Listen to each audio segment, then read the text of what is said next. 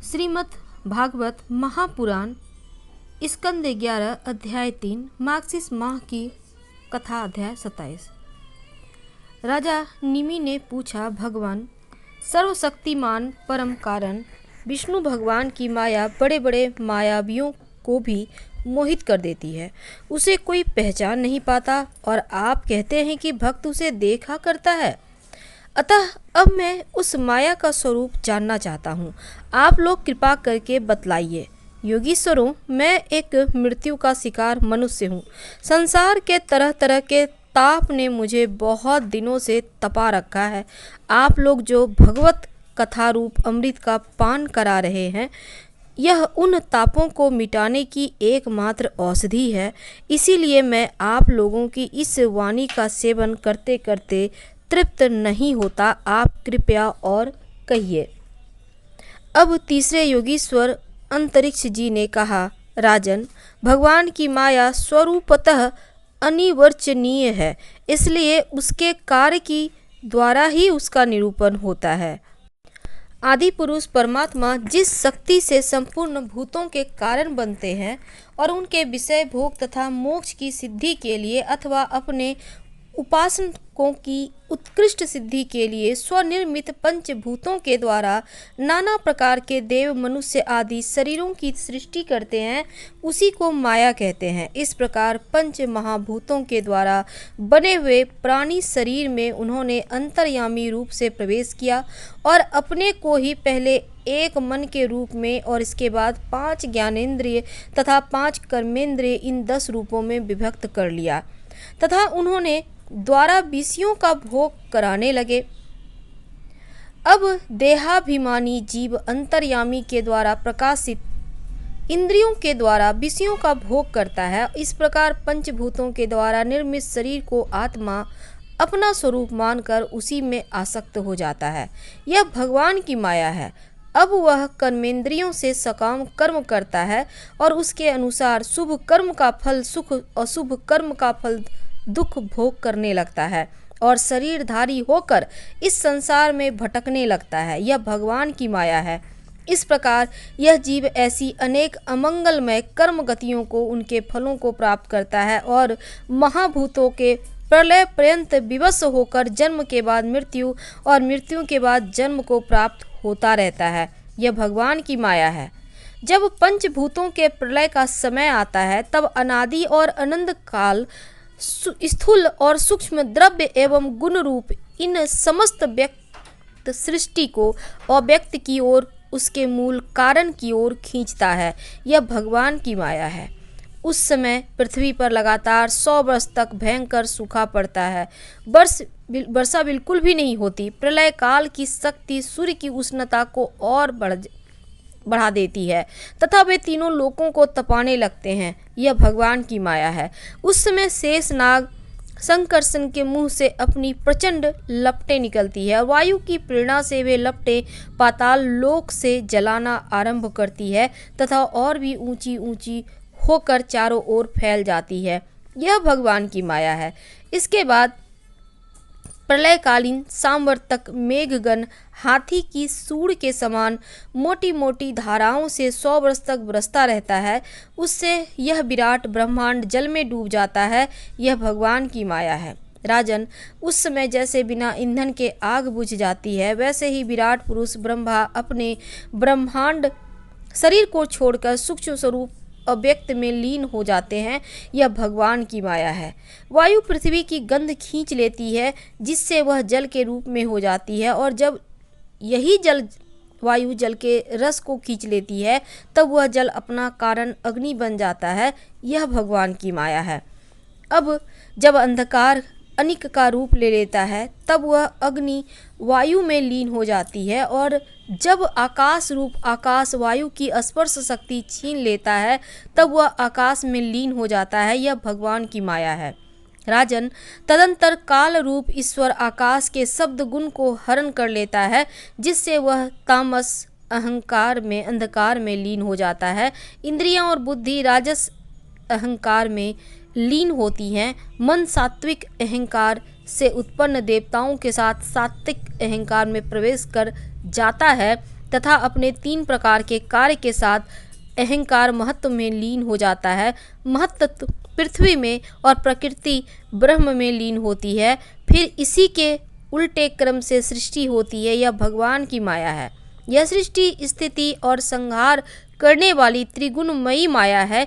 इसका हमने आपसे वर्णन किया है। अब आप और क्या सुनना चाहते हैं? राजा निमि ने पूछा, महर्षि जी, इस भगवान की माया को पार करना उन लोगों के लिए बहुत ही कठिन है जो अपने मन को बस में नहीं कर पाए हैं। अब आप कृपा करके यह बताइए कि जो लोग शरीर आदि में आत्मबुद्धि रखते हैं तथा जिनकी समझ मोटी है, वे भी अनायास ही इसे कैसे पार कर सकते हैं? अब चौथे योगीश्वर प्रबुद्ध जी बोले, राजन, स्त्री पुरुष आदि बंधनों में बंधे हुए संसारी मनुष्य सुख की प्राप्ति, दुख की निवृत्ति के लिए बड़े बड़े कर्म करते हैं। जो पुरुष माया के पार जाना चाहता, उसको विचार करना चाहिए कि उनके कर्मों का फल किस प्रकार विपरीत होता जाता है। वे सुख के बदले दुख पाते हैं और दुख निवृत्ति के स्थान पर दिनों दिन दुख बढ़ता ही जाता है। एक धन को ही लो, इससे दिन पर दिन दुख बढ़ता है। इसको पाना भी कठिन है और यदि किसी प्रकार मिल भी जाए तो आत्मा के लिए तो यह मृत्यु स्वरूप ही है। जो इसी में उलझनों में पड़ जाता है वह अपने आप को भूल जाता है। इसी प्रकार घर, पुत्र, स्वजन, संबंधी, पशुधन आदि भी अनित्य और नाशवान ही है।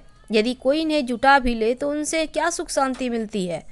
इसी प्रकार जो मनुष्य माया से पार जाना चाहता है, उसे यह भी समझ लेना चाहिए कि मरने के बाद प्राप्त होने वाले लोक परलोक भी ऐसे ही नाशवान है, क्योंकि इस लोक की वस्तुओं के समान वे भी कुछ सीमित कर्मों तक ही सीमित फल मात्र है। वहाँ भी पृथ्वी के छोटे छोटे राजाओं के समान बराबर वालों से होड़ अथवा लाग डांट रहती है। अधिक ऐश्वर्य सुख वालों के प्रति छिंद व्यसन तथा ईर्ष्या द्वेष का भाव रहता है। कम सुख और ऐश्वर्य वालों के प्रति घृणा रहती है। एवं कर्मों का फल पूरा हो जाने पर वहाँ से पतन तो होता ही है, उसका नाश निश्चित है। नाश का भय वहाँ भी नहीं छूट पाता। इसलिए जो परम कल्याण का जिज्ञासु हो, उसे गुरुदेव की शरण लेनी चाहिए। गुरुदेव ऐसे हों जो शब्द ब्रह्मा वेदों के पारदर्शी विद्वान हों, जिससे वे ठीक ठीक समझा सके और साथ ही परब्रह्म में परिनिष्ठ तत्वज्ञानी भी हों, ताकि अपने अनुभव के द्वारा प्राप्त हुई रहस्य की बातों को बता सके। उनका चित्त शांत हो, व्यवहार के प्रपंच में विशेष प्रवृत्त ना हो। जिज्ञासु को चाहिए कि गुरु को ही अपना परम प्रियतम आत्मा इष्ट रूप माने, उनकी निष्कपट भाव से सेवा करे और उनके पास रहकर भगवत धर्म की, भगवान को प्राप्त करने वाले भक्ति भाव के साधनों की क्रियात्मक शिक्षा ग्रहण करे। इन्हीं साधनों से सर्वात्मा एवं भक्त को अपने आत्मा का दान करने वाले भगवान प्रसन्न होते हैं। पहले शरीर, संतान आदि में मन की आसक्ति सीखें, फिर भगवान के भक्तों से प्रेम कैसा करना चाहिए यह सीखें। इसके बाद प्राणियों के प्रति यथा योग्य दया, मैत्री, विनय की निष्कपट भाव से शिक्षा ग्रहण करें। मिट्टी, जल आदि से ब्रह्म शरीर की पवित्रता, छल कपट आदि के त्याग से भीतर की पवित्रता, अपने धर्म का अनुष्ठान, सहन शक्ति, मौन, स्वाध्याय, सरलता, ब्रह्मचर्य, अहिंसा तथा शीत उष्ण, सुख दुख आदि द्वंद्वों में हर्ष विषाद से रहित होना सीखें। सर्वत्र अर्थात समस्त देश, काल और वस्तुओं में चेतन रूप से आत्मा और नियंता रूप से ईश्वर को देखना, एकांत सेवन, यही मेरा घर है, ऐसा भाव ना रखना।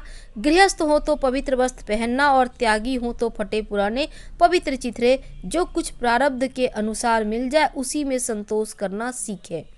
भगवान की प्राप्ति का मार्ग बतलाने वाले शास्त्रों में श्रद्धा और दूसरे किसी भी शास्त्र की निंदा ना करना, प्राणायाम के द्वारा मन का, मौन के द्वारा वाणी का, वासनाहीनता के अभ्यास से कम का संयम करना, सत्य बोलना, इंद्रियों को अपने अपने गोलकों में स्थिर रखना और मन को कहीं बाहर ना जाने देना सीखे। राजन, भगवान की लीलाएं अद्भुत है। उनके जन्म, कर्म और गुण दिव्य हैं। उन्हीं का श्रवण, कीर्तन और ध्यान करना तथा शरीर से जितनी भी चेष्टाएं हों सब भगवान के लिए करना सीखें। यज्ञ, दान, तप अथवा जप सदाचारण का पालन और स्त्री पुत्र घर अपना जीवन प्राण तथा जो कुछ अपने को प्रिय लगता हो सब का सब भगवान के चरणों में निवेदन करना, उन्हें सौंप देना सीखें। जिन संत पुरुषों के सच्चिदानंद स्वरूप भगवान श्री कृष्ण का अपने आत्मा और स्वामी के रूप में साक्षात्कार कर लिया हो, उनसे प्रेम और स्थावर जंगम दोनों प्रकार के प्राणियों की सेवा, विशेष करके मनुष्यों में भी परोपकारी सज्जनों की और उनमें भी भगवत प्रेमी संतों की करना सीखे। भगवान के परम पावन यश के संबंध में ही एक दूसरे से बातचीत करना, इस प्रकार के साधकों का इकट्ठे होकर आपस में प्रेम करना, आपस में संतुष्ट रहना और प्रपंच से निवृत्त होकर आपस में ही आध्यात्मिक शांति का अनुभव करना सीखे। राजन श्री कृष्ण राशि राशि पापों को एक क्षण में भस्म कर देते हैं। सब उन्हीं का स्मरण करे, एक दूसरे को स्मरण करावे। इस प्रकार साधन भक्ति का अनुष्ठान करते करते प्रेम भक्ति का उदय हो जाता है और वे प्रेमाद्रेक से पुलकित शरीर धारण करते हैं। उनके हृदय की बड़ी विलक्षण स्थिति होती है। कभी कभी वे इस प्रकार चिंता करने लगते हैं कि अब तक भगवान नहीं मिले, क्या करूं, कहाँ जाऊं, किसे पूछूं, कौन मुझे उनको प्राप्ति कराएगा। इस तरह सोचते सोचते वे रोने लगते हैं। वे कभी भगवान की लीला की स्फूर्ति हो जाने से ऐसा देखकर कि परम ऐश्वर्यशाली भगवान गोपियों के डर से छुपे हुए हैं, खिलखिलाकर हंसने लगते हैं। कभी कभी उनके प्रेम और दर्शन की अनुभूति से आनंदमय हो जाते हैं, तो कभी लोकातीत भाव में स्थित होकर भगवान के साथ बातचीत करने लगते हैं, तो कभी मानो उन्हें सुना रहे हों। इस प्रकार उनके गुणों का गान छेड़ देते हैं और कभी नाच नाच कर उन्हें रिझाने लगते हैं। कभी कभी उन्हें अपने पास ना पाकर इधर उधर ढूंढने लगते हैं, तो कभी कभी उनसे एक होकर उनकी सानिध्य में स्थित होकर परम शांति का अनुभव करते हैं और चुप हो जाते हैं। राजन, जो इस प्रकार भागवत धर्मों की शिक्षा ग्रहण करता है, उसे उनके द्वारा प्रेम भक्ति की प्राप्ति हो जाती है और वह भगवान नारायण के परायण होकर उस माया को अनायास ही पार कर जाता है, जिसके पंजे से निकलना बहुत ही कठिन है। राजा निमि ने पूछा, महर्षियों, आप लोग परमात्मा का वास्तविक स्वरूप जानने वालों में सर्वश्रेष्ठ हैं, इसलिए मुझे यह बतलाइए कि जिस परम ब्रह्म परमात्मा का नारायण नाम से वर्णन किया जाता है, उनका स्वरूप क्या है। अब पांचवें योगीश्वर पिपलायन जी ने कहा, राजन, जो इस संसार की उत्पत्ति, स्थिति और प्रलय का निमित्त कारण और उपादान कारण दोनों ही हैं, बनने वाला भी हैं और बनाने वाला, परंतु स्वयं कारण रहित हैं, जो स्वप्न जागृत सुसुप्ति अवस्था में उनके साक्षी के रूप में विद्यमान रहता है और उनके अतिरिक्त समाधि में भी ज्यों का त्यों एक रस रहता है, जिसकी सत्ता से ही सत्तावान होकर शरीर, इंद्रिय, प्राण, अंतःकरण अपना अपना काम करने में समर्थ होते हैं, उसी परम सत्य वस्तु को आप नारायण समझिए। जैसे चिंगारियाँ ना तो अग्नि को प्रकाशित ही कर सकती है ना जला सकती है, वैसे ही उस परम तत्व में आत्मा रूप में ना तो मन की गति है और ना वाणी की। नेत्र उसे देख नहीं सकते, बुद्धि सोच नहीं सकते, प्राण और इंद्रियां तो उसके पास तक नहीं फटक पाती। नेति नेति इत्यादि श्रुतियों के शब्द भी वह है इस रूप में उसका वर्णन नहीं करते, बल्कि उसका बोध कराने वाले जितने भी साधन है उसका निषेध करके तात्पर्य रूप से अपना मूल निषेध का मूल लक्षित करा देते हैं। क्योंकि यदि निषेध के आधार की आत्मा की सत्ता ना हो तो निषेध कौन कर रहा है, निषेध की वृत्ति किसमें है, इन प्रश्नों का कोई उत्तर ही ना रहे, निषेध की ही सिद्धि ना हो। जब सृष्टि नहीं थी तो केवल एक वही था। सृष्टि का निरूपण करने के लिए उसी को त्रिगुण मई प्रकृति कहकर वर्णन किया गया। फिर उसी को ज्ञान प्रधान होने से महतत्व, क्रिया प्रधान होने से सूत्रात्मा और जीव की उपाधि होने से अहंकार के रूप में वर्णन किया गया। वास्तव में जितनी भी शक्तियाँ हैं, चाहे वे इंद्रियों के अधिष्ठाता देवताओं के रूप में हो, चाहे इंद्रियों के उनके विषयों के अथवा विषयों के प्रकाशक के रूप में हो, सब का सब वह ब्रह्मा ही है, क्योंकि ब्रह्मा की शक्ति अनंत है। कहाँ तक कहूँ, जो कुछ दृश्य अदृश्य, कार्य कारण, सत्य असत्य, सब कुछ ब्रह्म है। इनसे परे जो कुछ है वह भी ब्रह्म ही है। यह वह ब्रह्म स्वरूप आत्मा ना तो कभी जन्म लेता है न मरता है, वह ना तो बढ़ता है न घटता ही है। जितने भी परिवर्तनशील पदार्थ हैं, चाहे वे क्रिया संकल्प और उनके अभाव के रूप में ही क्यों न हो, सबकी भूत भविष्य और वर्तमान सत्ता का वह साक्षी है, सब में है। देश काल और वस्तु से अपरिच्छिन्न अविनाशी है। वह उपलब्धि कराने वाला अथवा उपलब्धि का विषय नहीं है, केवल उपलब्धि स्वरूप ज्ञान स्वरूप है, जिसे प्राण तो एक ही रहता है, परंतु स्थान भेद उसके अनेक नाम से हो जाते हैं। वैसे ही ज्ञान एक होने पर भी इंद्रियों के सहयोग से उसमें अनेकता की कल्पना हो जाती है। जगत में 4 प्रकार के जीव होते हैं: अंडा फोड़कर पैदा होने वाले पक्षी, सांप आदि; नाल में बंधे पैदा होने वाले पशु, मनुष्य; फोड़कर निकलने वाले वृक्ष, वनस्पति; पसीने से उत्पन्न होने वाले जीव। ये सभी जीव शरीरों में प्राण शक्ति जीव के पीछे लगी रहती है। शरीरों के भिन्न भिन्न होने पर भी प्राण एक ही रहता है।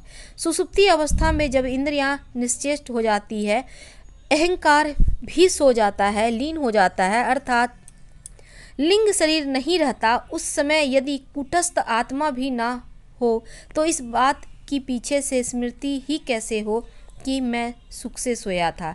पीछे होने वाली यह स्मृति ही उस समय आत्मा के अस्तित्व को प्रमाणित करती है। जब भगवान कमल लाभ के चरण कमलों को प्राप्त करने की इच्छा से तीव्र भक्ति की जाती है, तब भक्ति ही अफ्रीकी भांति गुण और कर्मों से उत्पन्न हुए चित्त के सारे मलों को जला डालती है। जब चित्त शुद्ध हो जाता है तब आत्म तत्व का साक्षात्कार हो जाता है। जैसे नेत्रों के निर्विकार हो जाने पर सूर्य के प्रकाश की प्रत्यक्ष अनुभूति होने लगती है। राजा निमि ने पूछा, योगीश्वरों, अब आप लोग हमें कर्म योग का उपदेश दीजिए, जिसके द्वारा शुद्ध होकर मनुष्य शीघ्रातिशीघ्र परम निष्कर्म अर्थात कर्तृत्व कर्म फल की निवृत्ति करने वाला ज्ञान प्राप्त करता है। एक बार यही प्रश्न मैंने अपने पिता महाराज इक्ष्वाकु के सामने ब्रह्मा जी के मानस पुत्र सनक आदि ऋषियों से पूछा था, परंतु उन्होंने सर्वज्ञ होने पर भी इस प्रश्न का उत्तर ना दिया। इसका क्या कारण था, कृपा करके मुझे बताइए। अब छठे योगीश्वर आविहों जी ने कहा, राजन, कर्म शास्त्र विहीन, अकर्म निषिद्धि और विकर्म विहित का उल्लंघन, इन तीनों एकमात्र वेद के द्वारा जाने जाते हैं। इनकी व्यवस्था लौकिक रीति से नहीं होती। वेद अपौरुषेय हैं, ईश्वर रूप हैं, इसलिए उनके तात्पर्य का निश्चय करना कठिन है। इसी से बड़े बड़े विद्वान भी उनके अभिप्राय का निर्णय करने में भूल कर बैठते हैं। इसी से तुम्हारे बचपन की ओर देखकर तुम्हें अनधिकारी समझकर सनक आदि ऋषियों ने तुम्हारे प्रश्न का उत्तर नहीं दिया। यह वेद परोक्षवादात्मक है।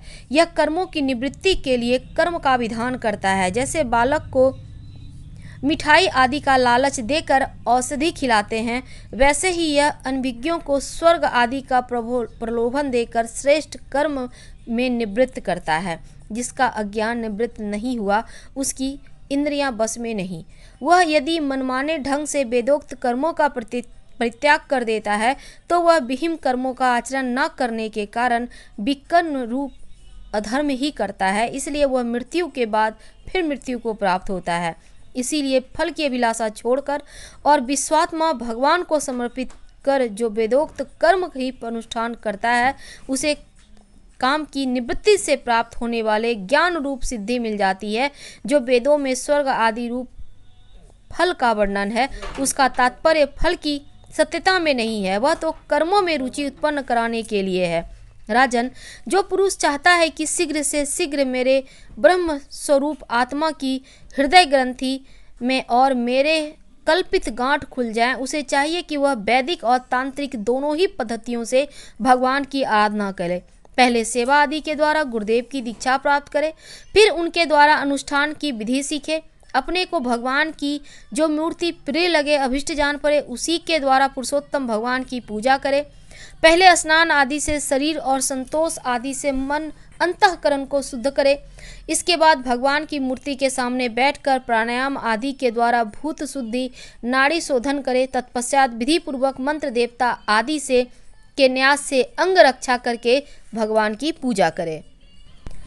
पहले पुष्प आदि पदार्थों का जंतु आदि निकालकर पृथ्वी को समार्जन आदि से अपने को अवज्ञ होकर और भगवान की मूर्ति को पहले ही की पूजा के लगे छालन आदि से पूजा के योग्य बनाकर फिर आसन पर मंत्रोच्चारण पूर्वक जल छिड़क कर पाद्य अर्ध आदि पात्रों को स्थापित करे। तदंतर एकाग्रचित्त होकर हृदय में भगवान का ध्यान करके फिर उसे सामने की श्री मूर्ति में चिंतन करे। तदंतर हृदय सिर शिखा हृदय नमः शीर्षे स्वाहा इत्यादि मंत्रों से न्यास करे और अपने इष्ट देव के मूल मंत्र के द्वारा देश काल आदि की अनुकूल प्राप्त पूजा सामग्री से प्रतिमा आदि में अथवा हृदय में भगवान की पूजा करे।